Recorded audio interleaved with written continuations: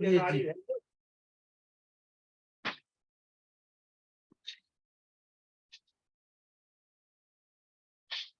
सब मिलकर एक बार परम पिता परमात्मा का मुख्य नाम ओम का उच्चारण करते हैं।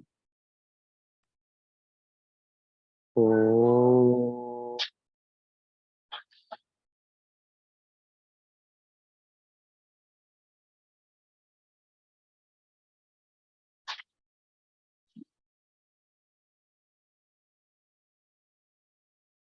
समादरणीय मान भाव, पुजारी योग्य मातृशक्ति, आयोजकगण, बहुत दिनों के बाद आपके सानिध्यता प्राप्त हो रही है।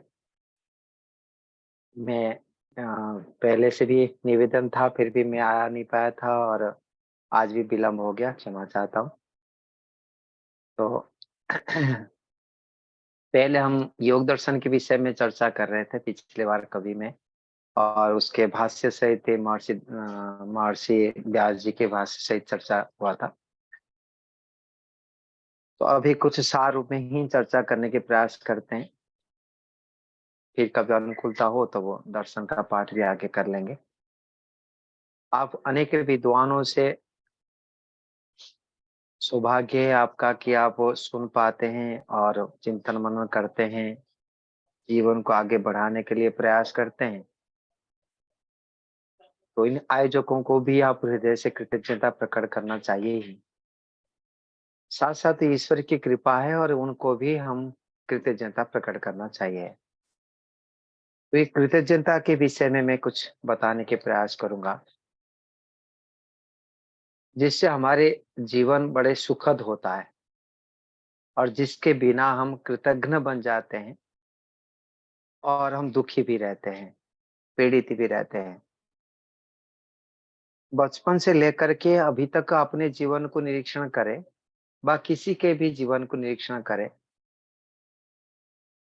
तो आपको निश्चित रूप में लगता है कि ये कुछ दुखों से छूटने के लिए और कुछ आनंद को प्राप्त करने के लिए तत्पर रहते हैं। सुबह प्रातः काल में जागरण करते हैं, नया जीवन जीने की इच्छा करते हैं। उठते ही हमको कुछ काम दिखाई देने लगता है, कुछ करने की इच्छा होती है, भाई चलो व्यायाम कर लो, प्राणायाम कर लो, स्नान कर लो, दातुन कर लो, भोजन कर लो। ये जो हमने कार्य सब कर रहे हैं, उन कार्य को क्यों करना चाहते हैं? तो उत्तर आता है कि ना, उसके बिना हम दुखी हो जाएंगे, करना ही पड़ेगा। यदि ब्रश नहीं करेंगे तब वो दांत सड़ जाएगा, दुर्गंध आएगा। स्नान नहीं करेंगे तो बीमार पड़ जाएंगे, भोजन नहीं करेंगे तो भूख लगेगा। तो इन सारे कार्य को इसलिए करते हैं कि भाई दुखों से छूटे। बचपन से भी वही कार्य करते थे, अभी भी वही कार्य करते हैं, दुखों से छूटने के लिए ही कार्य करते हैं। हर कार्य हम क्या, जितने भी जीवात्मा है वो दुखों से छूटने के लिए ही करते हैं और अतिरिक्त कुछ सुख मिल जाए। परंतु वो सुख कहाँ है और किस प्रकार से सुख हम चाहते थे, वो सुख मिलता क्यों नहीं? कहाँ पर गड़बड़ी है? क्या हम मूर्ख है कि भाई सुख चाहते हैं और सुख मिलता नहीं फिर भी करते हैं, अथवा सुख है उसको सुख मानते नहीं है? हम मानते नहीं और दुखी बने रहते, कुछ गड़बड़ी तो कहीं ना कहीं है। हम मानते हैं कि खाना पीना खाने से भूख मिट जाएगा और सुखी हो जाएंगे, खाना खाते हैं, ये जो छोटा सा हुआ। फिर भी हम उस भूख मिटने के पश्चात भी पुनः भूख लगेगा, ये हमको पता है। फिर भी हम भूख को मिटाने के लिए भोजन करते हैं, फिर भूख लगता है, फिर भूख मिटाने के लिए प्रयास करते हैं। तो ये चलता रहता है। तो थोड़ी काल के सुख के लिए भी हम मेहनत करते हैं और उस मेहनत से हम सुखी भूत होते हैं कि नहीं होते, पहला चीज। और होने के बाद फिर दुखी होते हैं, फिर दुख का भय दिखाई देता है, फिर उसका निवारण करने के लिए प्रयास करते हैं। ये जीवन हमारा चल रहा है। तो कहने का अर्थ है कि जब हमने एक छोटी सुख प्राप्त करने की इच्छा से सुख को प्राप्त कर लेते हैं, फिर भी हम सुखी नहीं हो पाते हैं और दुखी जीवन जैसे ही व्यतीत होता है। ये तो खाने पीने का तो एक अभ्यास बन चुका है। परंतु बचपन से आप देखें कि छोटा बच्चा जब बच्चा था तो मैं सबसे परिवार में छोटा था। तो मेरे बड़े दीदी, बड़े भाई सारे मेरे ऊपर डाँटते थे, पिटाई करते थे। माता-पिता भी पिटाई करते थे, दुष्टता था। तब उस समय मुझे लगता था कि मुझे तो बड़े हो जाना चाहिए, शीघ्र बड़े हो जाओ। फिर बड़े हो गए तो फिर नौकरी मिलना चाहिए, उसके लिए मेहनत। फिर नौकरी मिल गई, फिर भाई जो भी घर-द्वार बनाना आदि-आदि ये सारे बुद्धि में एक के बाद दूसरे, दूसरे के बाद तीसरे इच्छाएँ होती रहती है, बुढ़ापा तक ये कार्य करते रहते हैं। परंतु जब वो छोटा बच्चा था तब बड़े हो जाओ बस और कुछ नहीं चाहिए। वो जो भाव था और कुछ नहीं चाहिए मुझे तो बस बड़े होना है। तो इस उद्देश्य से जो काम करते थे बस जो था वो बास तो कभी नहीं आया। एक उदाहरण के लिए लिया जाता है, मान के चलें कि हमारे को एक गाड़ी टू व्हीलर है, अभी फोर व्हीलर गाड़ी खरीदी करना है। हमको लगा कि अभी 10 लाख रुपया हमको एकत्रित करना पड़ेगा, 10 लाख रुपया हो जाएगा तब गाड़ी खरीदी कर सकते हैं। तो उसके लिए हम प्रयास करते हैं, प्रयास करना भी चाहते हैं। तो देखते हैं कि भाई हम नौकरी करते हैं कि व्यापार करते हैं तो इतने पैसा महीने में हम बचा सकते हैं। तो 5 महीना, 6 महीने के बाद इतने कर लूँगा और थोड़ा-सा बचाने के प्रयास करता हूँ कि भाई इस प्रकार से काम को अधिक करने के प्रयास करता हूँ। ऐसे सोचते हुए व्यक्ति मेहनत करना शुरू करता है। तो खाता में अभी 50,000 रुपया है, फिर अगले महीना में उसको 50,000 रुपया हो जाता है, संचय कर लेता है। अभी सोचता है मुझे गाड़ी लेना है, अभी तो 1 लाख रुपया हुआ है, 9 लाख रुपया अभी और करना है। वही दुःख, पहले जो गाड़ी नहीं था दुःख था, अभी और तड़प दुःख है कि मुझे किसी प्रकार से अभी 9 लाख और एकत्रित करना है। फिर मेहनत करता है, दूसरे के सहयोग लेता है, हाथ-पैर मारता है, अधिक समय मेहनत करता है। देखा तो अगले महीना में और उनको 1 लाख रुपया मान के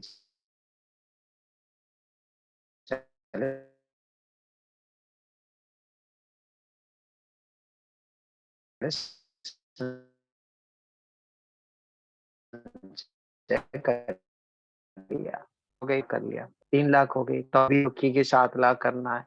ऐसे करते-करते 8 लाख में पहुँच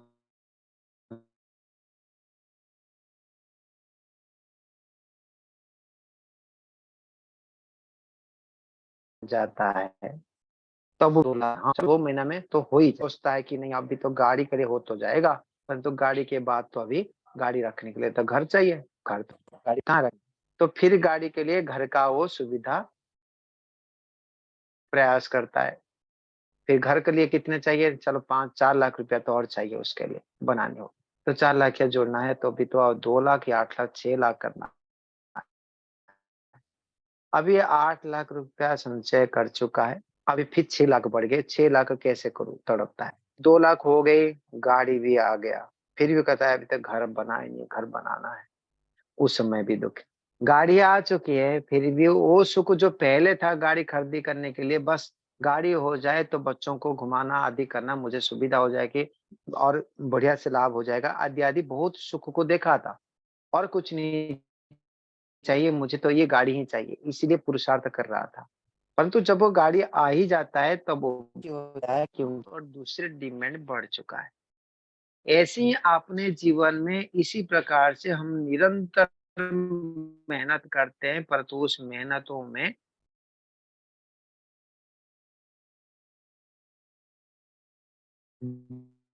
जो परिश्रम हम प्रारंभ किए थे, वो प्राप्त हो जाने के बाद भी वही भूख रहता है, भारीपन रहता है और वही मेहनत रहता है, वही दुखी रहते हैं, प्रसन्न नहीं रह पाते। तो इसका मतलब क्या हुआ? वास्तव में क्या गलती है? तो इसको हम समझने के प्रयास करते हैं। वास्तव कमी यही है कि जो प्राप्त होता है, उस प्राप्ति के पश्चात उस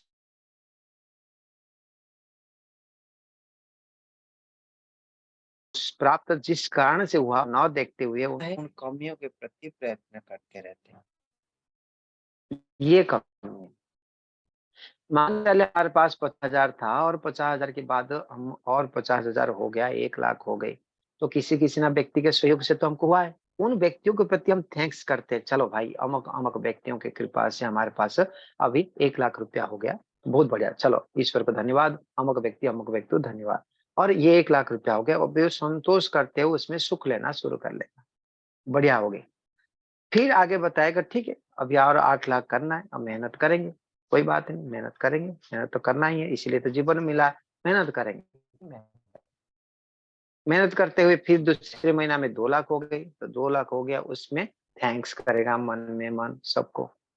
तो उस धन्यवाद देते ही आपको जो प्राप्ति है वो दिखाई देता है, तभी हम धन्यवाद कर पाएंगे।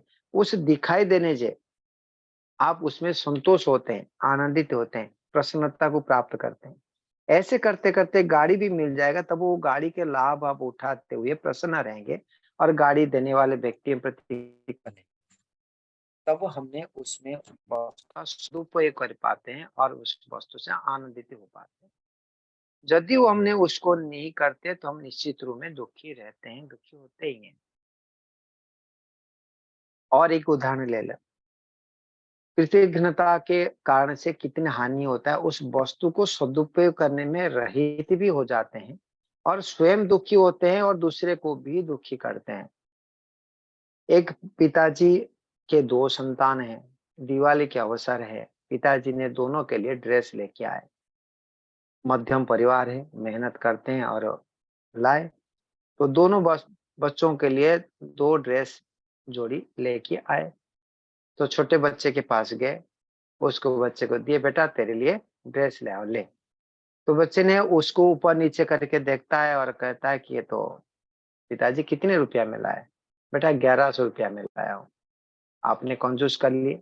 मेरे दोस्त के पास 1500 रुपया की ड्रेस था, बहुत सुंदर था, अमुक दुकान से लाया था, अमुक कंपनी का था। वो आपने कंजूस कर लिए, 1100 रुपया ले आए, फालतू ड्रेस ले आए अपना। अभी देखिए जो प्राप्ति हुआ उसको ड्रेस को, उस प्राप्ति को उन्होंने माना नहीं, और उसमें जो कमियाँ हैं उस कमियों को देखने लगा।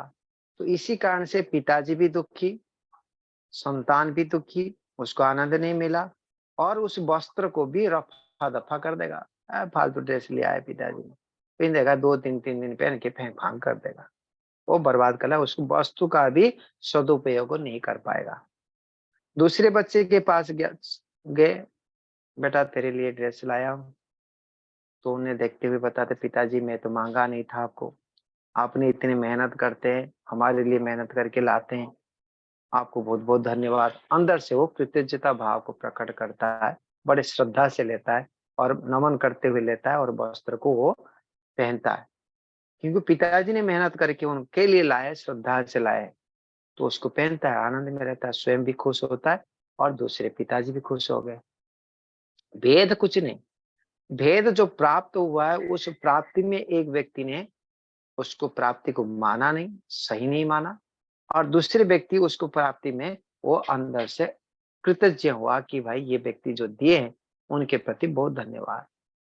तो जीवन में जितने जितने हमको प्राप्त हुआ है, उन प्राप्तियों को यदि हम देखेंगे तो बड़े आनंदित रहेंगे, और ये कर्तव्य भी है, तभी हम आनंदित रह पाते हैं।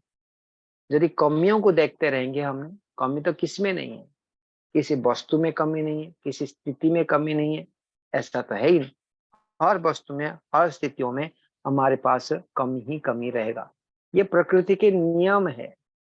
कोई तृप्त सुख दे नहीं सकता, उसमें कमियां है।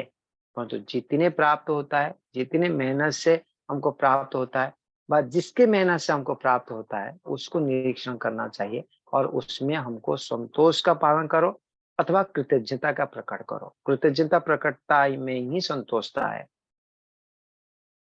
तो ये कृतज्ञता पालन, और जो उसके विपरीत कृतघ्नता जिसको कहते हैं, प्राप्ति के बिना प्राप्ति को प्राप्ति न मानना, ये एक इतने बड़ा अपराध है उसका, जिसका प्रायश्चित ही नहीं। तो महर्षि दयानंद सरस्वती भी कहते हैं कि जो हम कृतघ्न न बने, कृतज्ञ बने। तो कृतज्ञता इस प्रकार से एक उत्तम व्यवहार है, उत्तम विचार है, कि उत्तम जो व्यवहार है, शैली है, जिससे हम जीवन को बड़े प्रसन्न रख सकते हैं। 4 प्रकार के व्यक्ति हमको संसार में मिलते हैं, और सामाजिक प्राणी हम होने के कारण से हम अकेले भी तो जी नहीं सकते। कोई कह ले कि मेरे जीवन में मैं अकेले ही जी रहा हूँ, ऐसा संभव ही नहीं है। हम निश्चित रूप में दूसरे के सहायता से जीते हैं। हर व्यक्ति एक दूसरे के सहायता से, जैसे कि आपके जो ग्रुप में कोई कुछ काम करता है, कोई कुछ काम करता है, कोई कुछ काम करता है, तब वो हम सभी व्यक्ति एक दूसरे को लाभ उठा पाते हैं। इसी प्रकार से हम सभी व्यक्ति हर कार्य में, परिवार में भी माताजी ने खाना बनाते हैं, पिताजी ने अर्जन करके लाते हैं, संतानों पर सुरक्षा रखता है घर का, तब जाके एक दूसरे के संगठित होके एक दूसरे को सहयोग करते हैं।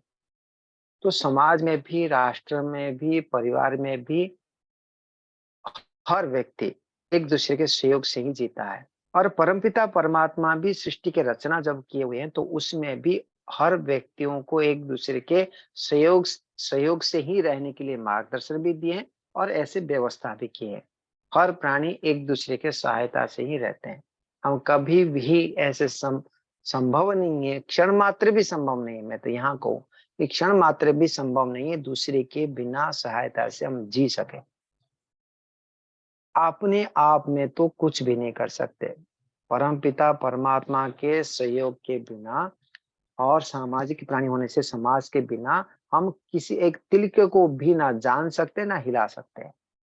ये स्थिति है अपने आत्मा का, जीवात्मा का। तो कहने का तात्पर्य है कि हम दूसरे व्यक्ति के सहयोग से आज तक जितने भी प्राप्त किए हैं, बहुत कुछ प्राप्त किए हैं। उसको यदि देखने के प्रारंभ करे तो इतने प्राप्त हुआ है जिसके उस साधन का अभाव से जो व्यक्ति दुखी है, उसके बदले में मुझे बहुत कुछ प्राप्त हुआ है। चक्षु को ले लो, कुछ दिन आप आंख बंद करके रहना देख लो तो पता चलेगी कितने चक्षु के बिना कितनी कठिनाई आ रहा। अंधे को जाके पूछो जो, तब आपको पता चलेगा कि कितनी कठिनाई है। चारों तरफ अंधकार है, कोई रूप नहीं, कोई जात नहीं होता। तो इसी प्रकार से जीवन में हमको जो इस परम पिता परमात्मा ने जितने भी साधन दिए हैं, विचार करने की सामर्थ्य, बोलने की सामर्थ्य, करने की सामर्थ्य, अनुभव करने की जो सामर्थ्य दिए हैं, उसके बिना क्या स्थिति बन सकता था। तो उन पदार्थ को देने जो दिए हैं उनके प्रति थैंक्स करना, धन्यवाद देना, वो भी अत्यंत जरूरी है। तो उससे हमारे जीवन धीरे धीरे धार्मिकता के ओर से आगे बढ़ते हैं। वो प्राइमरी शिक्षा है। प्राचीन काल में गुरुकुल में जब विद्यार्थी जाते थे, गुरुकुल के जाने से पहले ही माता पिताजी ने उनको शिक्षा देते थे, ये तेरे पिताजी हैं, तेरे पालन पोषण करने वाले हैं। माताजी पिताजी के परिचय देते हुए सिखाते हैं। इतने मेहनत करके पिताजी रोजगार करते हैं और हमको पालन पोषण करते हैं, ये माताजी पिताजी को सिखाते हैं। पिताजी के विषय में परिचय देते हैं। पिताजी माताजी के विषय में, देख तेरे माताजी कितने काम करते हैं आपके पीछे। एक दूसरे के मेहनत को परिचय किया जाता है और बेटे को सिखाया जाता है तू भी मेहनत करना सीख। फिर गुरुजनों के परिचय देते हुए गुरुजनों के पास भेजा जाता है। गुरुजी उसको 8 साल से लेकर के 14 साल तक उसको कोई पाठ नहीं पढ़ाते थे। उसको रटने के लिए, याद करने के लिए मंत्र का, श्लोक का, सूत्रों का याद करने के दिया जाता था और उनको धार्मिकता बताया जाता था। शिष्य पानी पी रहा है, शिष्य को पूछा जाता है बेटा पानी कहाँ से पी रहे हैं? ना घड़े से। घड़े में कौन पानी भरा था? ना गुरु माता जी ने भरे थे कि अमुक व्यक्ति ने भरे थे। उनको आपने धन्यवाद दिए मन में, यहाँ से शिक्षा होता है।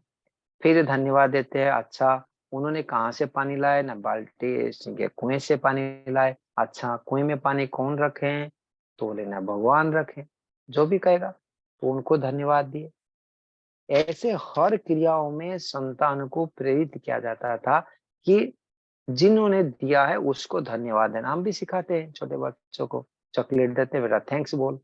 तो ऐसे हमने जो सिखाते हैं उसको व्यवहार रूप में हर श्वास प्रश्वास में भी। आप सुने होंगे कि जो बटुक ब्रह्मचारी होते थे, तो उन ब्रह्मचारियों को गुरुकुल में भिक्षा जाता था। राजा अभाव ही नहीं था कि गुरुकुल पे ब्रह्मचारियों को भिक्षा के लिए भेजना, कि गुरु आचार्य के पास अभाव नहीं है कि वो गुरुकुल में भिक्षा के लिए भेजना। ये निर्देश है ऋषि मुनियों के निर्देश से, वेद के निर्देश से इसलिए भेजा जाता था कि छोटा बच्चा ये अनुभव करे कि मैंने ग्रामवासियों के व्यक्तियों के भोजन से बड़ा हो रहा हूँ। मेरे कर्तव्य है कि मैंने उनका भी ये जो कृतज्ञता भाव शारीरिक कि उनको उस कृतज्ञता भाव के उद्देश्य से उनको हर कार्यों में हम पराधीन हैं, सामाजिक प्राणी हैं, दूसरे के सहयोग से बस जीवित रहते हैं और हमारा कर्तव्य है कि समाज के लिए उपकारी बने। आज की स्थिति क्या है? एक मोह के बंधन हो गई। पिताजी ने संतान को ये स्पष्ट पता है कि पिताजी मुझे कितनी भी मैं दुष्ट करूँगा, कितनी भी गलत कार्य करूँगा, मेरे पिताजी मुझे खिलाएँगे ही, मुझे रखेंगे, मुझे निकाल ही नहीं सकते, मुझे दंड दे ही नहीं सकते। ये उनके संस्कार में पड़ा हुआ है। तो वो और पिताजी वो मानता है ये तो उनका काम है, पिताजी का काम है मुझे खिला-पिलाने का। भाव सिखाया नहीं हमने। तो ये तो उनका काम है, वो तो करना ही है उनको। तो जो अनायास प्राप्त करते हैं व प्राप्त क्यों अनायास मानते हैं, फ्री मानते हैं, तो जो प्राप्त कृतज्ञ है, तो बिगाड़ापन शुरू हो जाता है। तो हमारे जीवन में भी हम स्वयं भी देखें जहाँ पर हम बिगाड़े हुए हैं, किसी के प्रति द्वेष करते हैं किंवा किसी के प्रति अरे करते हैं, तो द्वेष करना वो निश्चित रूप में उनके उपकारों को हमने स्वीकार नहीं किए। आप देख लीजिए। और जिसको भी हम द्वेष करते हैं, वो पिताजी हो किंवा भाई हो, पड़ोसी हो किंवा दुष्ट व्यक्ति क्यों ना हो। दुष्ट व्यक्ति भी समाज में कुछ ना कुछ करता है, उसके पास भी गुण, उन गुणों के माध्यम से भी कुछ ना कुछ प्रभावित होते होंगे। तो वो भी गलत गलत चीज को छोड़ दीजिए, जो उत्तम गुण तो कुछ ना कुछ होगा। तो उनके द्वारा भी समाज का कुछ उपकार क्या होगा, तो उसको भी हम देख सकते हैं।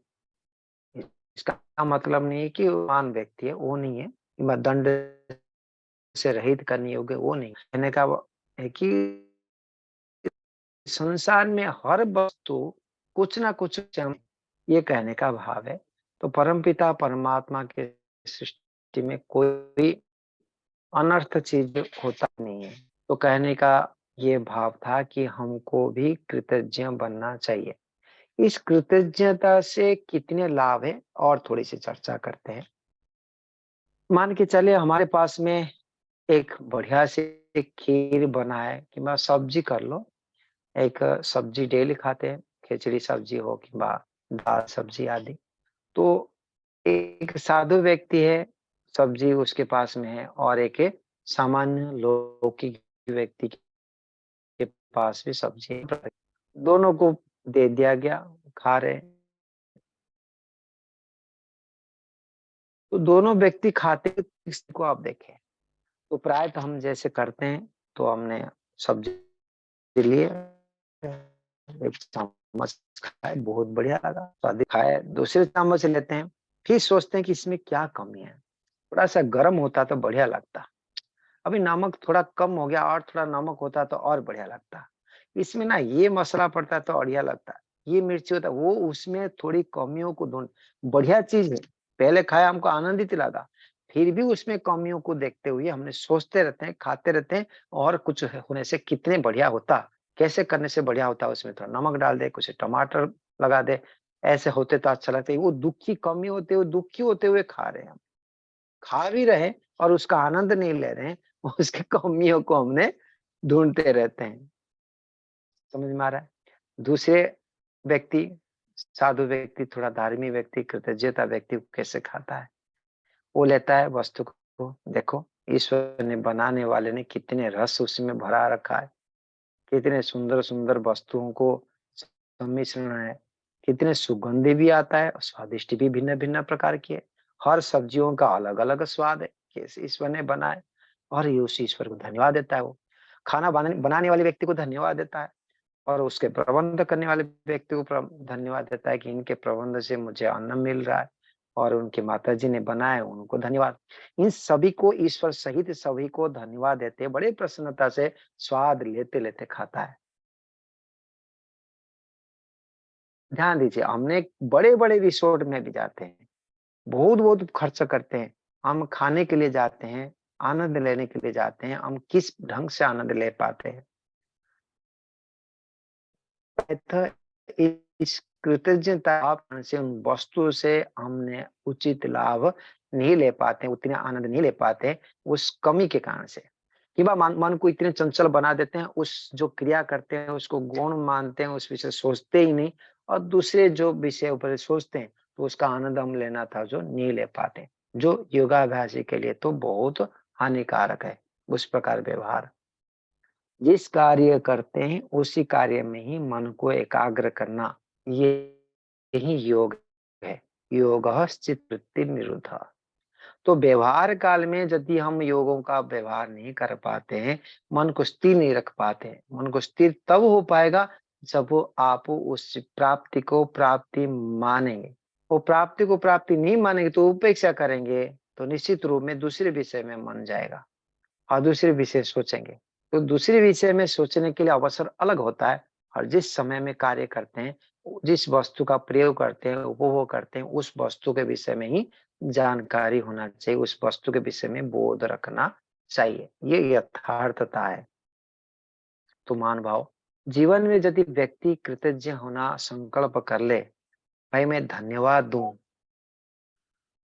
तब आप प्रातः काल में जागते ही परमपिता परमात्मा को जीवन शक्ति मिला है, उनकी कृपा से, वहाँ से धन्यवाद आरंभ हो जाता है। बड़े प्रसन्न चित्त से हम कार्य को प्रारंभ कर पाते हैं। संध्योपासना ध्यान में भी उसी कार्य को करना होता है। तो मैं जो कह रहा था कि समाज में 4 प्रकार के व्यक्ति मिलते हैं। तो महर्षि पतंजलि ऋषि ने बता दिए कि संसार में जितने भी दुःख क्यों ना हो, लेकिन प्रसन्न रहना वो कर्तव्य है। यदि प्रसन्न न रखते हुए रहते हुए चित्त को दुखी करते हैं, तब आप व्यवहार उचित शैली नहीं करते, आप महामूर्ख है। तो दुख बहुल है, पुनरपि संसार में दुखी होना मूर्खता है। तो उसी प्रकार से दुखी न होने के लिए प्रेरणा दिया गया कि कैसे भी दुखी होना नहीं है, ना दुखी तब नहीं हो पाएंगे जब वो आप उचित रीति से व्यवहार करें। यथा योग्य वस्तु को जानते हुए जिस वस्तु को जैसे प्रयोग करना है उसी प्रकार से प्रयोग करें, उसी प्रकार से व्यवहार करें तो उससे लाभ उठा देंगे। तो मैं पहला बात बताया कि आपको जो है कृतज्ञता प्रकट करना, जो दाता है, जो देने वाला है, उसके प्रति थैंक्स के भावना। जो कुछ उसको में आपको आनंद मिलता है, आपके काम में है, उस प्राप्ति के प्रति वो कृतज्ञता रहना। दूसरे में जो कह रहा था कि 4 प्रकार के व्यक्ति हमारे पास जो मिलते हैं, उनके प्रति हमने उचित व्यवहार करते हैं, तब हम मन को, चित्त को प्रसन्न रख रख सकते हैं और रख पाएँगे, नहीं तो दुखी रहेंगे। सूत्र क्या बताए? मैत्री, करुणा, मुदितो, उपेक्षाणाम, सुख, दुःख, पुण्य, पुण्य विषयाणाम। तो हमको मित्रता भावना रखना चाहिए, जो हमारे से अधिक सुखी व्यक्ति है, सुख साधन से युक्त व्यक्ति है।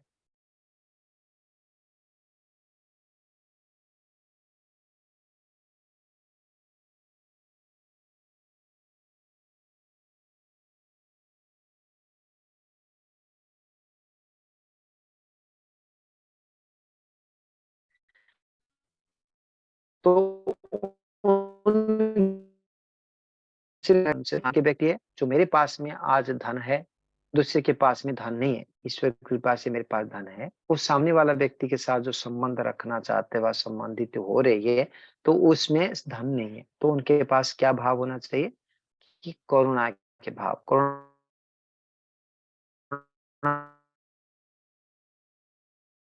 भाव और पास नहीं है, होना चाहिए। तो आपके पास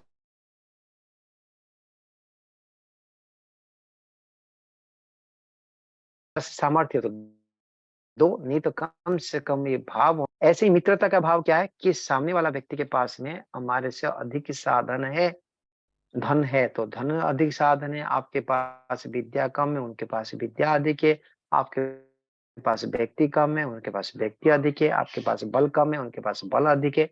कोई भी साधन उनके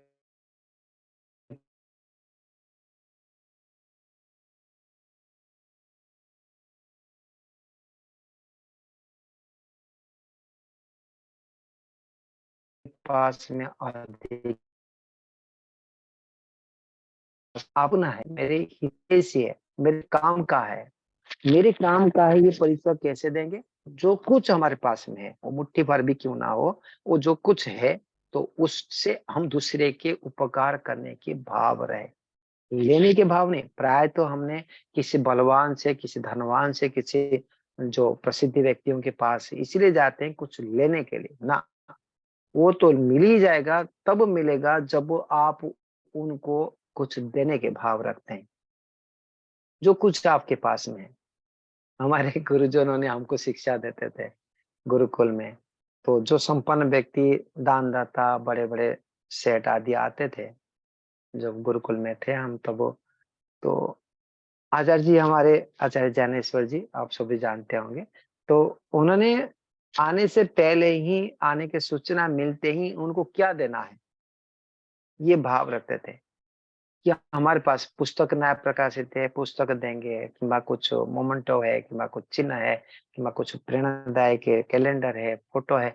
इन सारी चीज को हमने व्यवस्थित करते थे कि इनको देना है, देना है, देना है। तो वो इस उद्देश्य से नहीं है कि उनको देने से वो हमको धन देगा, ये उद्देश्य नहीं है। कि प्रसिद्ध व्यक्ति है, उसको देने से हमारे उनके साथ मित्रता होगी, तो वो बड़े से बड़े कार्य कर सकता है। तो हमारे मित्रता से हमारे वो अपनापन मानेगा, संस्था को अपनापन मानेगा, और क्या चाहिए? जब वो व्यक्ति संस्था को अपना मान लेता है, तो संस्था जो अपना देखता है कि हाँ, ये कमी है तो पूर्ति कर लूंगा, उसके पास धन है तो धन देने की कृपा करेगा। तब ही हमने उसको कुछ शिक्षा दे सकते हैं। जब वो पात्रता तो वही होता है, जब हम उनको देते हुए वो मित्रता भाव होता है, तब वही हम भी कुछ उनको दे सकते हैं, वो भी हमको कुछ दे सकता है। तो ये भाव हर समय रहना चाहिए। हर व्यक्ति सामने वाले व्यक्ति के सामर्थ्य को परिचित होते हुए, धार्मिक व्यक्ति है, संपन्न व्यक्ति है, साधनों से युक्त है, किसी ना किसी निश्चित रूप में मिलेंगे। तो उस जगह में हम उनके प्रति मित्रता भाव रखना, कि मैं आपका हूँ, आप मुझे इस समय में मुझे याद करें, मैं आपका हूँ। इतने भाव रखते ही वो आपके भावनाओं को जानता है कि ईश्वर के पास से मेरे पास धन है, बेचारे के पास धन नहीं है, मैं धन दूँगा। कि मेरे पास आज बल है, मैं बेचारे के पास बल नहीं है, तो ये बल दूँगा। तो ये कब होगा? जब वो आपके दोनों के संबंध जुड़ेंगे। तो ये भाव को महर्षि पतंजलि ऋषि ने कहते हैं कि मित्रता के भाव और करुणा के भाव। तो हर संसार में, हर व्यक्ति के अंदर में ये छोटा-बड़ा निश्चित रूप में है। किसी गुणों में हम बड़ा है तो किसी व्यक्ति ने छोटा है। तो इस स्थिति में हम ना द्वेष करना चाहिए, ना घृणा करना चाहिए किसी को, ना अभिमान बन के मैं बड़ा मानना चाहिए। कृतज्ञता पूर्वक हमारे अभिमान को नाश करते हुए, यदि बड़े हैं तो दूसरे पास नहीं है तो उसके पास होना चाहिए। संभव हो तो दो, नहीं तो कोई बात नहीं, परंतु होना चाहिए। दूसरे जो कमी है, तब हमने उनके प्रति जो कुछ है उसके माध्यम से उस सामने वाला व्यक्ति के उपकार करने के भाव रखना मात्र। वह उतने जितने जिसके पास में है, उसके जो है उसको मन में आवृत्ति करने मात्र से भी हम उसके सामने पात्र बन जाते हैं। धनवान के व्यक्ति के पास जाते हैं और उनको हमने देने की इच्छा रखते हैं, और धन के प्रति हमारे मन में उनके जो धार्मिकता गुण है, दया के गुण है, सेवा के गुण है, उसके प्रति हम यदि अंदर से प्रसन्न होते हैं, उसको स्तुति करते हैं मन में मात्र से, तब भी पात्र बन जाते हैं। इसलिए पतंजलि ऋषि ने बताया, जो धार्मिक व्यक्ति है, मैत्री करुणा मोदित हो, उसके सामने मोदित रहना है, प्रसन्न रहना है। प्रसन्न तब रह पाएंगे जब उस सामने वाला व्यक्ति के गुणों को आपके सामने आता है। जैसा हम अभी बैठे हैं, यदि आपके मन में मेरे प्रति सद्भावना नहीं है, सद्भावना मतलब मेरे गुणों को जानते नहीं है कि जाने नहीं है, तब वो निश्चित रूप में आप मेरे बातों को अनसुन ही करेंगे। जब वो आप जानते हैं कि इन्होंने आपके मेरे विषय में बताया है, आपकी स्तुति हुआ है, जानते हैं, तो वो कुछ जानने की शिक्षा मिलता है।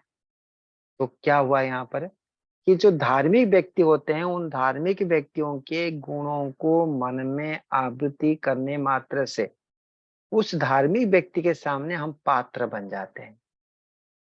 वो आपको सब कुछ देने के लिए तत्पर हो जाता है। यदि मैं पात्र तब बन पाएँगे तभी आप सुनने की इच्छा करेंगे।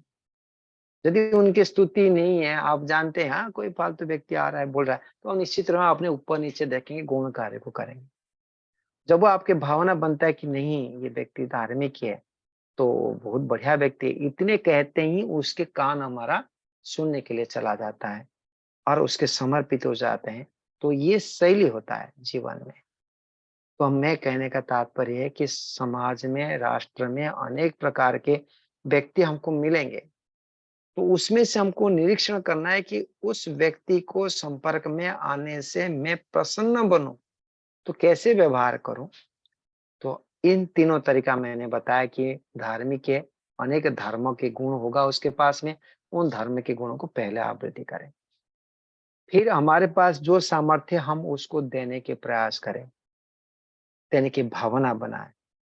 उनके पास ये होना चाहिए ये भाव रखें, अर्थात मेरे पास कुछ है, उनके पास नहीं। इतने से उसके पास जो है वो सब कुछ देने के लिए आपको तत्पर हो। माँगना नहीं है, ये योग्यता है। सेम टू सेम ईश्वर के प्रति है। यह शायद आपको समझ में आ गया होगा। लौकिक व्यवहार में हमने प्राय करते हैं। सासू माँ से बहू को कुछ लाभ उठानी हो तो क्या करना होता है? उसको उसके कुछ देने के, सेवा करने के भाव जैसे उठाते हैं। हर व्यक्ति में, हर स्थान में ये व्यवहार होता ही है, परंतु हम यदि बुद्धिमत्तापूर्वक हो तो आगे से रहित होकर के प्रसन्न हो पाएँगे। तो यहाँ पर मैं कहने का था कि जो संपन्न है, सुखी व्यक्ति है, उनके प्रति हम भावना बनाएँगे मित्रता के भाव। जो हमारे से कमज़ोर हैं, साधन से कमी है, दुखी है, बाधित है, उनके प्रति करुणा के भाव। और जो धार्मिक है, धर्म से युक्त है, उनके प्रति मुदिता के भाव, प्रसन्नता के भाव, उनके गुणों को आवृत्ति करते हुए मन में। तब वो उनके प्रति द्वेष नहीं होगा और उनके जो ज्ञान है, उसको हम प्राप्त कर सकते हैं। और चौथे स्तर के व्यक्ति होते हैं, जो अधार्मिक व्यक्ति है। उनको कहा गया कि उपेक्षा करना है। और उपेक्षा किसको कहा गया? जो अधार्मिक है। तो दुनिया में तो सारे अधार्मिक है। कौन पूर्ण धार्मिक है? सभी तो अधर्म कार्य करते हैं। सबकी उपेक्षा करें। यही मैं व्यक्तियों को देखा हूँ। किसी के नाम हाँ, ये तो ऐसा है, तो उसको उपेक्षा करके छोड़ा है। हाँ, ये तो ऐसे गलती करता है, वो तो ऐसे गलती करता है, ये तो मुझे अच्छा नहीं लगता है। किसी को भी जीवन में वो अच्छा ही नहीं माने। ऐसे ही आपको व्यक्ति मिले जाएँगे। उनके गुण दोषों को ही देखते रहें, अधार्मिकता गुणों को देखते रहे, अपने को कभी देखे ही नहीं। और शास्त्र कहता है कि अधार्मिक के प्रति उपेक्षा के भाव कब करना चाहिए, कैसे करना चाहिए? पहले अधार्मिक कौन होता है और अधार्मिक के प्रति कैसे व्यवहार करना चाहिए, इतने सुंदर रूप में यहाँ बता दिए कि अधार्मिक ही उसको कहते हैं कि स्वयं अधार्मिक कार्य करते हुए हमको धर्म कार्य करने नहीं देते हैं, अथवा हम उनके संग से रहने से हम धर्म कार्य कर नहीं पाते हैं, तब वो उनके उपेक्षा करने की विधान है। तो शास्त्र कहता है कि उपेक्षा करना ही है, नहीं तो आप दुखी होंगे, आप पीड़ित होंगे, आप एक तरफ से पापी भी बन जाएंगे। तो अधार्मिक व्यक्ति के प्रति उपेक्षा के भाव, अर्थात किसी कारण से जिसके साथ रहना चाहते हैं व संबंध जोड़ना चाहते हैं, उन संबंध जोड़ने से स्वयं ही धर्म कार्य नहीं कर सकते, तब उनको नमस्ते कर लेना है, तेरे काम तू कर भाई, मेरे काम मैं करता हूँ। उनसे जुड़े हुए काम नहीं करनी है। पार्टनरशिप करते हैं, दुकानदारी करते हैं। यदि कोई अधार्मिक व्यक्ति है और वो उससे अधार्मिक कार्य करता है, हमको धर्म कार्य करने में देता नहीं है, या तू झूठ बोल, तू ऐसे कर, वैसे कर, ऐसे कहता नहीं तो तेरे को पैसा नहीं दूँगा, ऐसे यदि कहता है, तब उसको अलग हो जाना उचित है। तो जहाँ पर अधार्मिक कार्य होता है और स्वयं धर्म कार्य उसमें कर नहीं पाते हैं, अभी रहा कि अधार्मिक कार्य वो करता है, हमारे को कोई बाधित नहीं करता है, तो उसके प्रति क्या व्यवहार करें? यदि कोई कहे वो स्वयं अधार्मिक है, सामने वाला व्यक्ति जिससे हम संपर्क करना चाहते हैं, परंतु हमारे धर्म कार्य में कोई बाधित नहीं करता है, तब उसको उपेक्षा होना चाहिए? तो शास्त्र कहता है ना, उसके प्रति तो करुणा करना चाहिए। बेचारे के पास ज्ञान नहीं है, इसीलिए अधार्मिक कार्य करता है। बेचारे के पास बुद्धि नहीं है, परिवेश नहीं है, इसलिए वो अधर्मी कार्य करता है। तो उसके प्रति करुणा के भाव रखते हुए उसको सिखाने के परिवेश बनाने, उसको बताने के परिवेश बनानी, उसके सामने हमको पात्रता बनानी है कि ये मेरे हितैषी है, ये भाव रखनी है, तब जाके हम उनको प्रेरणा देते हुए, साधन को देते हुए, उनको रक्षा करते हुए, उन पापों कर्मों से वंचित कर सकते हैं। यदि वहाँ उपेक्षा करेंगे तो समाज में कभी भी हम प्रचार नहीं कर सकते, धर्म का रक्षा नहीं कर सकते, क्योंकि दुनिया में सारे व्यक्ति अधार्मिक है। किसको उपेक्षा करेंगे? तो उपेक्षा उसको कहा जाता है जिसके अधार्मिक कार्य करते हुए हमको भी धर्म कार्य करने नहीं देते। परंतु महान भाव ये माने, यदि हम दूसरे के कारण से धर्म कार्य को हम छोड़ देते हैं कि वह धर्म कार्य को नहीं करते हैं, तो कमजोरी अपना है। योगी व्यक्ति ऋषि मुनियों ने कभी भी दूसरे के कारण से बाधित नहीं हुए। दूसरे व्यक्ति क्यों न कितने हानि कर दे, राक्षस आदि कितने भी हानि कर दे, उसी कारण से उन्होंने कभी दुखी नहीं होते थे, बाधित नहीं होने थे। वो धर्म 50 बार यज्ञ में हानि पहुंचाएंगे, 60वीं बार भी वही यज्ञ करेंगे। यज्ञ छोड़ देना है और आराम से सोना है, क्योंकि यहाँ पर बाधित करते हैं। ऐसा नहीं होता था। आजकल तो थोड़ी सी भी बाधा देखते, कोई अतिथि आ गए, उपासना छोड़ दो। कोई व्यक्ति, बच्चे स्कूल में जाना है, यज्ञ छोड़ दो। तो ऐसे छोटे छोटे आलम्बन से भी हम धर्म कार्य से रहित हो जाते हैं। तो ऐसा नहीं होता था, उसको धार्मिक भी नहीं कहा जा सकता। जो व्यक्ति अनेक बाधाओं में आने पर भी उस कार्य को छोड़ता नहीं है, धर्म कार्य से च्युत नहीं होता है, धर्म कार्य को निरंतर करता रहता है, वही व्यक्ति ही महान बन सकता है, योग्य बन सकता है, आगे बढ़ सकता है। तो महानुभाव में कहने का तात्पर्य यह है कि हमारे जीवन के शैली को जहाँ पर भी हम खड़े हैं, वहाँ पर से हमको परिवर्तन करना है, व्यवहार रूप देना है। जानकारी बहुत कुछ है, कमी नहीं है हमारे पास में। क्या उचित है, क्या अनुचित है हम जानते हैं, क्या करना चाहिए, क्या नहीं करना चाहिए सब जानते हैं।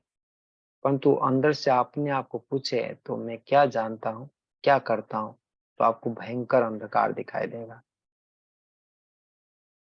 वास्तव में ऐसी स्थिति है हमारे, तो हम जीवन में ऐसी स्थिति को बनाने के प्रयास करें कि जो कुछ किसी के साथ भी, बच्चे के साथ, पत्नी के साथ, घर के साथ, पड़ोसी के साथ, किसी भी व्यक्ति के साथ हम संबंध रखते हैं, तब वो हम किस प्रकार से व्यवहार करना है और जो प्राप्त होता है उसके प्रति मेरी भावना क्या है। व्यक्ति प्राप्त होता है तो उसके प्रति भावना क्या है, वस्तु प्राप्त होता है उसके प्रति मेरे भावना क्या है। इन भावनाओं के खेल से ही हमने आनंदित रहते हैं, प्रसन्न रहते हैं, सुखी रह पाते हैं। नहीं तो दुखी होते हैं, कितने भी मिल जाए दुखी ही दुखी रहेंगे। संसार में साधनों को एकत्रित करने से आनंदित हो जाएंगे, अनेक वस्तुओं को एकत्रित करने से आनंदित हो जाएंगे। गरीबी था, मैं धनवान बन जाऊंगा, धन बढ़ा देने से मैं आनंदित हो जाऊंगा। विद्या कम जानता था, अधिक विद्या मैंने प्राप्त कर लूंगा तो आनंदित हो जाऊंगा। एक गाड़ी था, 3 गाड़ी हो जाए तो मैं आनंदित हो जाऊंगा। एक बंगला था, 5 बंगला हो जाए तो आनंदित हो जाऊंगा। ये संभव नहीं है। संभव तब है जब इन साधनों को प्राप्त होने के पश्चात जिन जिन कारणों से प्राप्त हुआ है, जिस जिस निमित्त में प्राप्त हुआ है और जिस निमित्त में प्राप्त होना चाहिए था, जिस निमित्त में, शास्त्र में कहते हैं कि अपने के लिए जो व्यक्ति कार्य करता है, अधिक साधन को संग्रह करता है, उसको क्या कहते हैं? परिग्रह का दोष लगता है। योगी व्यक्ति को प्रेरणा दिया जाता है कि आपके पास में 5 जोड़ी वस्त्र है तो 2 जोड़ी कर लो। अपना बोल के कुछ मत रखना, आपका कुछ होता ही नहीं, सारी ईश्वर का है, समाज का है, राष्ट्र का है, परिवार का है। तेरा कुछ भी नहीं है तो बता दो। ये राष्ट्र कहता है। और दूसरे पक्ष में शास्त्र कहता है कि आपके पास में 1 गाड़ी है तो 10 गाड़ी बनाना। आपके पास 1 घर है तो 10 घर बनाना। आपके पास 1 कारखाना है तो 50 कारखाना बनाना।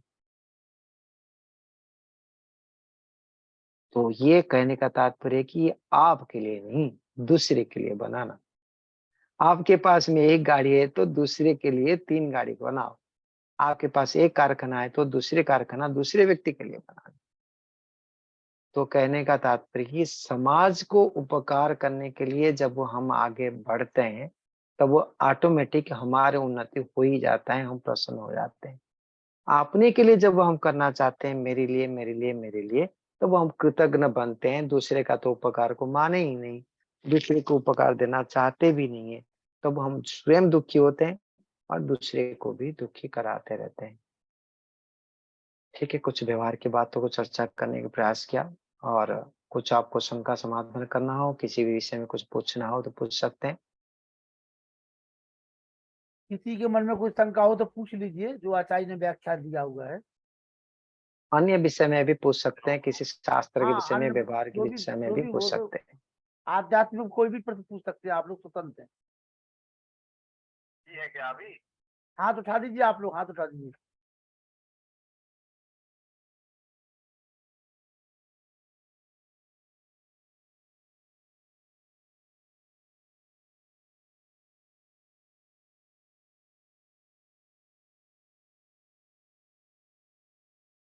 जी,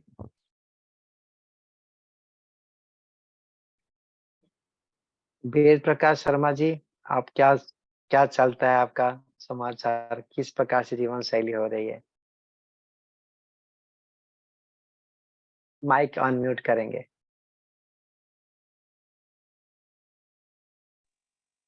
नमस्ते आचार्य जी। सुबह जी 4 बजे उठते हैं और 2 घंटे तक ध्यान लगाते हैं दयानंद जी के हिसाब से।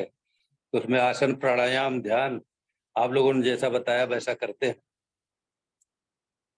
आपसे एक प्रश्न है कि ठीक विवेक ख्याति वास्तव में ध्यान ही है कि नहीं? हम विवेक ख्याति जो है, आपको हम ध्यान समझते हैं जिसमें ईश्वर जी प्रकृति को अलग अलग समझ लेना, कि हमारा ये ठीक है। समझना सही है? विवेक ख्याति इक्वल टू ध्यान, इसको इसको ध्यान कहते हैं, ऐसे बता रहे हैं आप? नहीं नहीं, ध्यान के द्वारा ये विवेक ख्याति और दोनों के पर्यायवाची तो नहीं है, लेकिन अलग अलग। लेकिन ध्यान के द्वारा हाँ, हम ईश्वर जी प्रकृति को अलग अलग समझना, यही विवेक ख्याति है। अलग अलग समझना, उसी प्रकार से व्यवहार में लाना होता है। शाब्दिक व्यवहार में। ज्ञान तो हम हाँ, शाब्दिक ज्ञान तो हम जान ही रहे हैं। किसी जी को जी। अनोने के शरीर को कोई आत्मा कह दे, कि आत्मा को शरीर कह दे, कि ईश्वर आत्मा एक है मान ले, ऐसा भी नहीं है।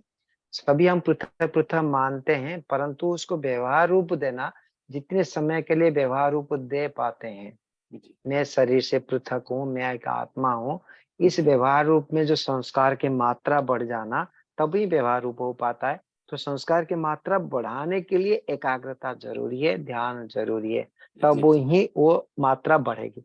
जो संस्कार की मात्रा बढ़ जाएगा तो व्यवहार रूप दे देंगे, व्यवहार रूप से फिर पुनः संस्कार होगा, फिर उस संस्कार से वो कर्म को प्रेरित करेगा। ऐसे करते करते कई दिनों के बाद में वो परिपक्व बन जाता है। बस वो विचार कर लेते हैं, प्रभु तू ही सर्वोपरि है, ये संसार मेरे से पृथक है, मैं आत्मा हूँ, मेरे कोई हानि नहीं हो सकता है, प्रभु तू ही मेरे सहारा, ये तो जड़ पदार्थ साइड में। तो ऐसे मन में बांधते हुए चारों तरफ वो सत्वर स्तंभ के ढेरे मात्र मानते हुए व्यवहार करता है। तो उसके उसके लिए कोई आकर्षण नहीं रहता, विकर्षण नहीं रहता, उस प्रकार से भाव हो जाता है।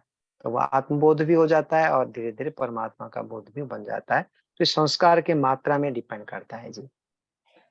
बहुत बहुत धन्यवाद आपका। जी जी। आचार्य जी एक प्रश्न है। हाँ जी। जिनके यहाँ पुत्र रत्न नहीं होते हैं, मान लीजिए केवल पुत्रियां ही पैदा होती हैं, तो हाँ, क्या वो माता पिता मोक्ष के गामी नहीं होते हैं क्या? मोक्षगामी क्यों नहीं हो सकते? मोक्षगामी तो सारे हो सकते हैं। संसार के साधन के दृष्टिकोण से मुक्ति का और आध्यात्मिक प्रगति का कोई संबंध नहीं है।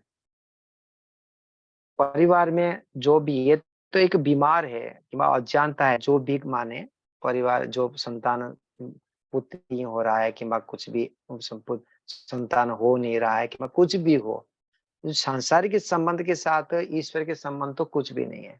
ईश्वर के संबंध तो ईश्वर के साथ जो जुड़ना, आत्मा के साथ परमात्मा के जोड़ना।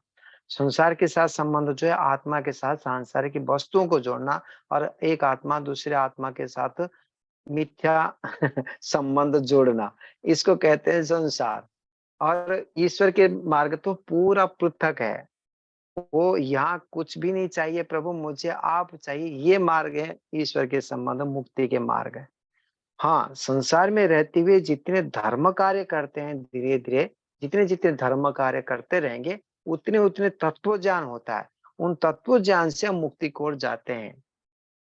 जो व्यक्ति को झाड़ू पोछा लगाने में ही आनंद मिलता था, उसको धीरे धीरे जो धार्मिकता पूर्वक वो झाड़ू पोछा लगाएगा, तो वो धीरे धीरे लगेगा नहीं, ये छोटा कार्य, मुझे व्यापार करना चाहिए। वो तत्व ज्ञान हो गया कि ये छोटा कार्य है।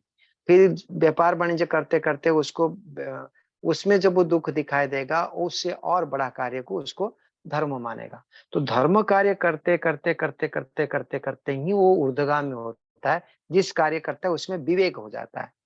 ये एक प्रक्रिया है, एक माध्यम है कि धर्म से ही मुक्ति को ओर जाते हैं। परंतु उस उपलब्धि से मुक्ति को जाना वो नहीं है। संसार में उपलब्धि से मुक्ति को ओर जाना वो साधन नहीं होता है। ज्ञान से आगे बढ़ते हैं। ज्ञान करने के लिए धर्म आवश्यकता है। धर्म से जो हमारे को तत्व ज्ञान बढ़ता है, तत्व ज्ञान से हम मुक्ति को प्राप्त करेंगे। और कोई उपाय नहीं। उपाय तो एक ही है, तत्व ज्ञान है। मिथ्या ज्ञान को हटाना है, अविद्या को हटाना है। बाकी साधन आदि किसी के पास हो ना हो, उस साधन को यदि अपना भी मान लेता है तब भी मिथ्या है, वो झूठा है। वो तो ईश्वर के मानते हुए, ईश्वर का आदेश पालन करते हुए उसको प्रयोग करेगा, छोड़ देगा। जी सुधीर जी कुछ बता रहे हैं। जी, सुधीर जी, और अनिल जी कुछ आचार्य जी, अभी जो श्राद्ध चल रहे हैं, एक भ्रांति लोगों में है कि बड़ा बेटा और छोटा बेटा पानी अब वो नहीं दे पाते हैं, कि वो मतलब बड़ा या छोटा देते, शायद मंजला नहीं दे पाता है। ये भी एक बहुत बड़ी भ्रांति बनी हुई है। सही बात है। ये तो श्राद्ध आदि, ये तो ये तो भ्रांतियां पड़ा हुआ है। उसको दूर करने का काम हमारा ही है। हमारी कमी है, हमारे विद्वान की कमी है। तो उससे ही हमको आगे बढ़ना होगा, लोगों को प्रेरित करना होगा। उनके सामने हम पात्र ही नहीं बन पाते हैं कि भाई ये शैली ही नहीं बना पाए हम आज कि सामने सामान्य व्यक्ति के पास पहुंच सके। अभिमानी बन चुके हैं कि ईश्वर भक्त नहीं बने, कि किसी के प्रति सद्भावना, सहयोग करने की भाव कम हो चुका है। तो इसी कारण से दूसरे आप, मैंने को अभी आज याद आया, हमारे जी जो दर्शनी को धाम है, तो वहां पर अभी ग्राउंड फ्लोर के छात गिरा था, तो सारे मजदूरी काम कर रहे थे। तो मुझे बचपन से याद आया कि हमारे गांव में जब छात पड़ता था, पूरे गांव भर के सारे व्यक्ति इकट्ठा होते थे और सभी व्यक्ति सहयोग करके छात डालते थे। सुबह से बड़े बड़े होता तो सुबह से शाम तक वही काम सभी लोग करेंगे, वही खाना पीना खाएंगे, वही पर सारे मस्ती से काम करते थे। तो वो जो भावना थी एक दूसरे का, आज कहाँ है? वो सहयोग करने की भावनाएं समाप्त हो गई। हम यहाँ रहते हैं, हमारे पड़ोसी क्या होता है हमको नहीं पता, कोई मर रहा है कि रो रहा है हमको नहीं पता। वो तो तिल के पत्ता होता था, संबंध जोड़ता था। तो आज हम संबंध से रहित हो गए, संबंध जोड़ ही नहीं पाते। कोई करता है तो करता है, गुरुकुल में आचार्य काम करता है अपने में, बच्चे काम पढ़ते हैं, किसी के संबंध नहीं, ऐसे लगता है। तो ये मूल तो वही कारण है कि हमने कृतघ्न बन चुके हैं। राजा के प्रति हमारा कर्तव्य कुछ नहीं, गुरु आचार्य के प्रति हमारा कर्तव्य कुछ नहीं, पुलिस प्रति कोई कर्तव्य नहीं, किसी के प्रति कोई कर्तव्य, परिवार के व्यक्ति के प्रति कर्तव्य नहीं है, माता पिता भी हमारे कोई नहीं है। ऐसे मानसिकता बन चुका है, तो ये आइए दूषित अनिल हुआ जी, ही। जी अनिल जी पूछिए, क्या पूछ रहे हैं? आदरणीय आचार्य प्रियेश जी, आपको सादर नमस्ते और अभिवादन। और साथ ही लखनलाल आर्य जी, मुनि पुरुषोत्तम जी, वेद प्रकाश जी, बहनचंद कांता, सबको सादर नमस्ते और सभी आयोजनों को भी नमस्ते। तो आचार्य जी, आपके उद्बोधन हमेशा बड़े प्रेरणादायक होते हैं। आज भी आपने मानवीय व्यवहारों और मानवीय प्रवृत्तियों के ऊपर बड़ा सुंदर प्रवचन दिया कि मनुष्य को किस प्रकार व्यवहार करना चाहिए और किन चीजों को ध्यान रखना चाहिए और किन चीजों को छोड़ देना चाहिए। तो मैं एक साधारण सा प्रश्न पूछना चाहता था कि यद्यपि मेरी आर्य समाज के और वैदिक संस्कृति के प्रति संपूर्ण प्रतिबद्धता और पूर्ण विश्वास है, लेकिन सामाजिक उत्तरदायित्वों के रूप में कभी-कभी पौराणिक और इस्कॉन के कार्यक्रम में इधर-उधर जाना पड़ता है इन निमंत्रण पर। तो वहाँ पर ना आर्य समाज के बारे में जब उल्टी-सीधी बातें कहते हैं तो मैं हमेशा उनका विरोध करता हूँ। तो एक आध बार ऐसा हुआ कि वो कहने लगे कि आर्य समाज में मंत्र पढ़ते हैं लोग, मंत्र पढ़ने के लिए बिल्कुल एकाग्रचित्त होना पड़ता है, एक जगह बैठ के करना पड़ता है।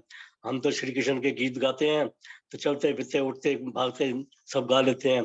और वास्तव में मैंने ये भी देखा है कि कई बार लोग मेट्रो में जा रहे हैं, बस में जा रहे हैं और ट्रेन में जा रहे हैं, तब भी वो गुटके लेकर अपना उसको अध्ययन, अगर सुबह समय नहीं है तो उसको पढ़ रहे होते हैं। तो मैं ये पूछना चाहता था, जैसे हम संध्या करते हैं घर पर बैठकर और एकदम प्रतिबद्ध हो, क्या ऐसा मंत्र वगैरह कभी टाइम की अगर शॉर्टेज होती है तो क्या चलते फिरते हम भी मंत्रों का उच्चारण कर सकते हैं या उसी प्रकार से हम जैसे बैठकर और एकाग्र होकर ही करते हैं?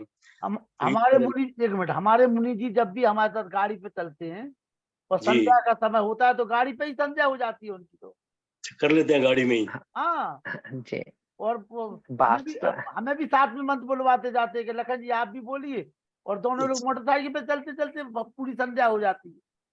अच्छा, तो वो भी वास्तव में विधान तो यही है कि हमने 24 घंटे जो है वो ईश्वर के साथ संबंध जोड़ना है और मंत्र के साथ संबंध जुड़े हुए व्यवहार करना है। वो जी गायत्री मंत्र हो, विश्वानंदे मंत्र हो, किंबा कोई भी मंत्र हो, मन में तो आवृत्ति चलते ही रहना चाहिए, ईश्वर से संबंध जुड़े हुए रहना चाहिए।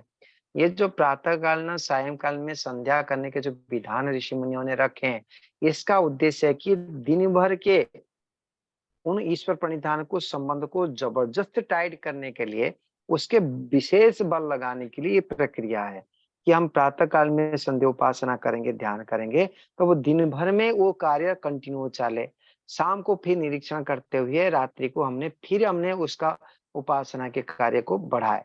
तो ईश्वर की उपासना 24 घंटा करते रहना चाहिए, सुबह शाम को नहीं, 24 घंटा करना चाहिए, विधान है। उसके लिए प्रातः काल ने सायंकाल ना एक साधन है। अभी हमने उतनी भी स्तर नहीं है हमारे कि सुबह शाम को भी समय नहीं है बैठने के लिए, कोई बात नहीं, कर दो काम चलाओ, लेकिन दोषी तो है ही। अर्थात तो हर समय हमारे को ईश्वर से जुड़े रहना चाहिए, जैसे इस करने वाले ने करते हैं, मान के चले कि भाई उनके जिसको भगवान मानते हैं वो हरे कृष्ण करके जुड़े रहते हैं। तो जी हमारे पास ऐसे पागल जैसे रहना चाहिए। कार्य संभव है, उसको करते हुए कार्य कर सकते हैं, उन लोगों तो उसको करते हुए कार्य कर नहीं पाएंगे।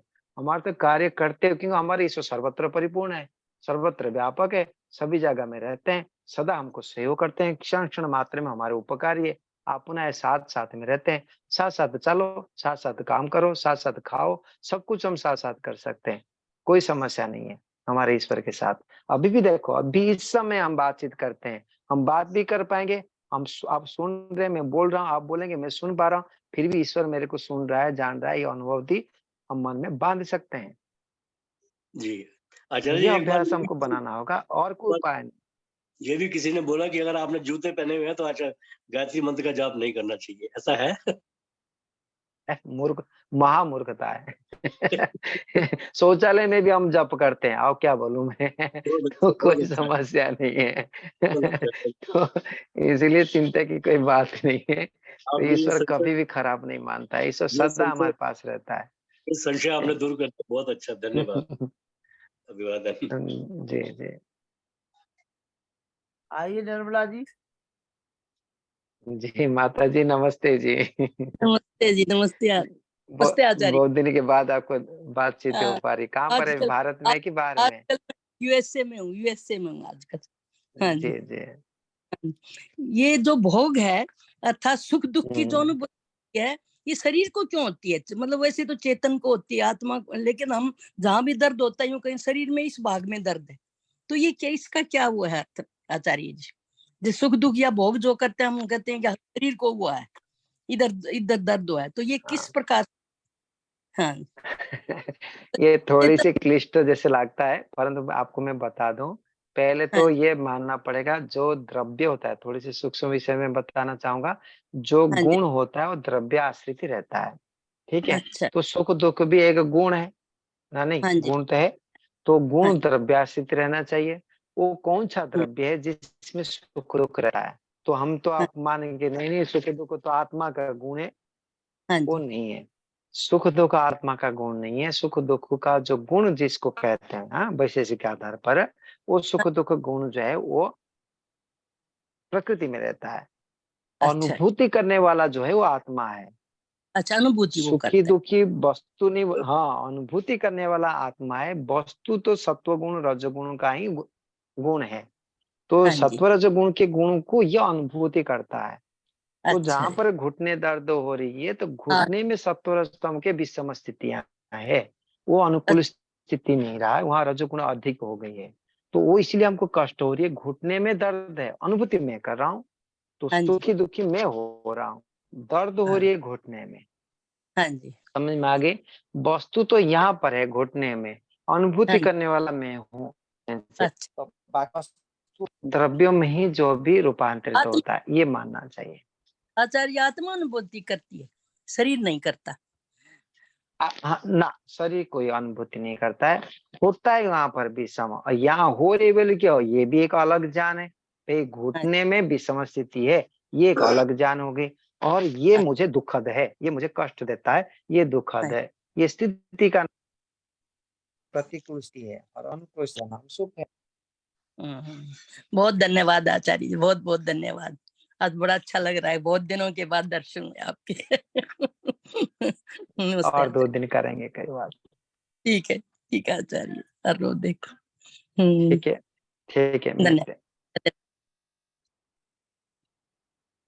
तो आप सभी को बहुत बहुत धन्यवाद। चलिए शांति पाठ करते हैं।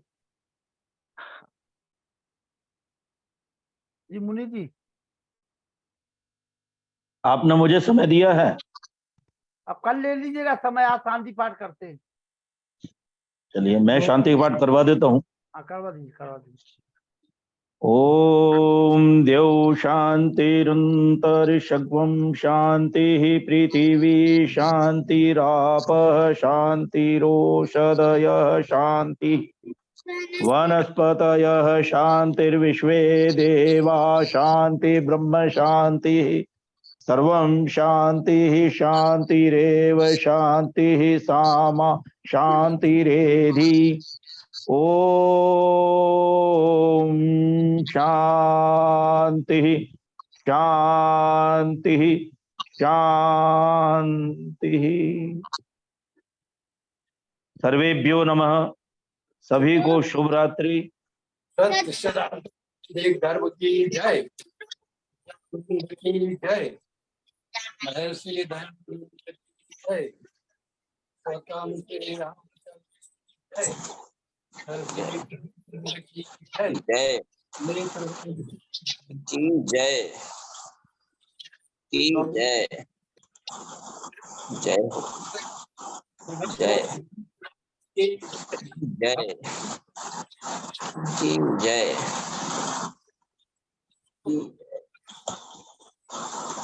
जय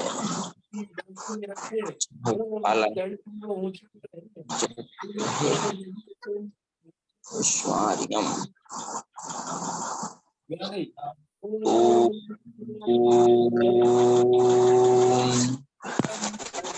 सर्वेभ्यो नमो नमः। सर्वेभ्यो नमः, शिवरात्रि सभी को। कल मुलाकात करते हैं आप सभी लोगों से। और डॉक्टर हमारे गोस्वामी जी जुड़ चुके हैं, ललितपुर से वकील साहब अभी अभी जुड़े हैं, समापन हो चुका है कार्यक्रम का। कल से थोड़ा सा समय का ध्यान रखें वकील साहब, ठीक है सर है ना। ये जो है जी घर बैठे वेद की गंगा बह रही, हम चाहते आप जैसे विद्वान लोग जी जुड़े रहे कार्यक्रम से। कल समय का ध्यान रखेंगे सर। हाँ, समय का ध्यान रखिएगा जी। जी सभी को शुभ रात्रि, सादर नमस्ते। कल आप लोगों से नमस्कार। मुलाकात करते हैं। नमस्ते जी